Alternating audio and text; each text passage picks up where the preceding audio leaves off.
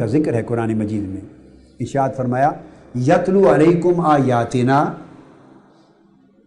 یہ رسول صلی اللہ علیہ وسلم تم پر ہماری آیتیں تلاوت فرماتے ہیں، ہماری آیتیں آیاتنا ویزکیکم، اور تمہارا تزکیہ فرماتے ہیں، تمہارے نفوس اور قلب و باطن کی صفائی فرماتے ہیں، وَيُعَلِّمُكُمُ الْكِتَابَ، اور تمہیں کتاب کی تعلیم دیتے ہیں، یعنی کتاب کا حکم سمجھاتے ہیں، کتاب کے احکام سمجھاتے ہیں، وَالْحِکْمَةَ، اور اس کی سمجھ بوجھ اور فکر عطا کرتے ہیں، اس کی حکمت ریزننگ بھی دیتے ہیں، وَيُعَلِّمُكُم مَّا لَمْ تَكُونُوا تَعْلَمُونَ، اور اس کے علاوہ وہ اسرار و رموز بھی سکھاتے ہیں جو تم کبھی نہیں جانتے تھے۔ تو سارا کچھ حضور علیہ السلام نے عطا کر دیا، اور یہ عین سنت اور عین دین ہو گئی۔ یتلو علیکم آیاتنا، جب تم پر یہ رسول ہماری آیاتیں تلاوت کرتے ہیں، کیا بولیے نا، جب تلاوت فرماتے ہیں تو حضور قاری ہو گئے۔ جب آقا علیہ السلام نے تلاوت فرمائی ہم پر، امت پر آیتیں قرآن کی تلاوت کی، تو کیا ہو گئے؟ قاری ہو گئے۔ اور حضور کے تلاوت کرنے سے علم قرات اور علم تجوید وجود میں آ گیا۔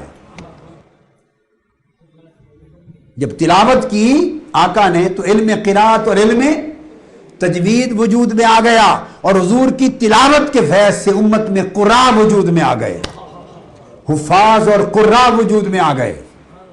سمجھ آ گئی بات؟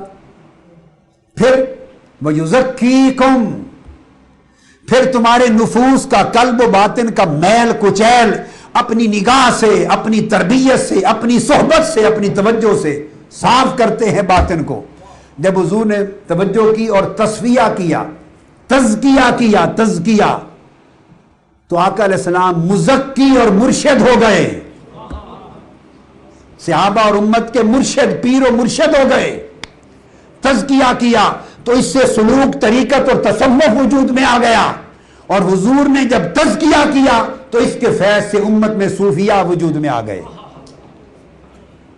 جب آقا علیہ السلام کے لبوں نے تلاوت کی، بولیے، تو حضور کے لبوں کے فیض سے، تلاوت مصطفیٰ کے فیض سے قراء وجود میں آ گئے، قاری بن گئے۔ جب آقا علیہ السلام نے تزکیہ کیا نفوس اور قلب و باطن کا، تو حضور کے تزکیہ کے فیض سے صوفیاء اور اولیاء وجود میں آ گئے، وہ دلوں کی صفائی کرنے والے، وہ نفوس کا تزکیہ کرنے والے وجود میں آ گئے۔ وَيُعَلِّمُكُمُ الْكِتَابَ، پھر یہ محبوب تمہیں قرآن اور کتاب کا حکم سکھاتے ہیں۔ جب حضور نے کتاب کے حکم کی تعلیم دی، حکم کتاب کی تعلیم دی، تو اس سے علماء وجود میں آ گئے، مفسرین وجود میں آ گئے، محدثین وجود میں آ گئے۔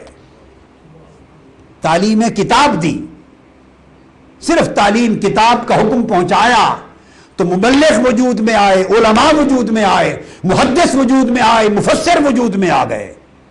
تو تعلیم کتاب محمدی کے فیض سے سب علماء کے طبقے وجود میں آ گئے۔ والحکمہ، اور ہر حکم کی حکمت سمجھاتے ہیں۔ جب آقا علیہ السلام حکمت پر بولے تو فیضان حکمت سے امت کے مجتہدین اور فقہا وجود میں آ گئے، فقہا وجود میں آ گئے۔ تو حضور کے فیض حکمت سے فقہا وجود میں آئے۔ وَيُعَلِّمُكُمْ مَا لَمْ تَكُونُوا تَعْلَمُونَ، پھر ان سارے علوم کے بعد پھر وہ کچھ بھی بتاتے ہیں جو تم میں سے کوئی بھی کبھی نہ جانتا تھا۔ وہ صرف فیض رسالت محمدی سے نصیب ہوا۔ جب وہ سکھایا تو پھر اس سے عرفاء وجود میں آ گئے، حکماء وجود میں آ گئے، فلاسفر وجود میں آ گئے، سائنسدان وجود میں آ گئے، ماہرین معاشیات وجود میں آئے، سائیکالوجسٹ وجود میں آئے، سوشیالوجسٹ وجود میں آئے، میڈیکل سائنٹسٹ وجود میں آئے، ہسٹورین وجود میں آئے۔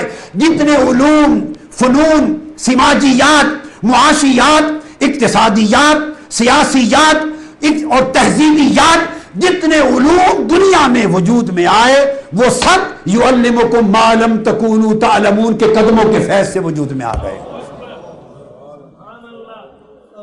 گویا اس کائنات انسانی میں جتنے علم اور فن پہلے مصطفیٰ کے قدموں کے فیض سے پہلے.